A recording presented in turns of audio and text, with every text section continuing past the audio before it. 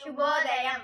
నేటి పంచాంగం కలియుగాబ్ది 5128, శ్రీ శాలివాహన శకం 1948, శ్రీ పరాభవ నామ సంవత్సరం ఉత్తరాయణం, వసంత ఋతువు, వైశాఖ మాసం, కృష్ణపక్షం, చవితి తిథి, మే 5, 2026. నేటి సామెత కాకి పిల్లకేం తెలుసు, ఉండేలు దెబ్బ. నేటి సూక్తి విజయం సాధించడానికి తెలివితేటలు, పరిశ్రమ మాత్రమే చాలవు, నేర్పుతనం కూడా అవసరం.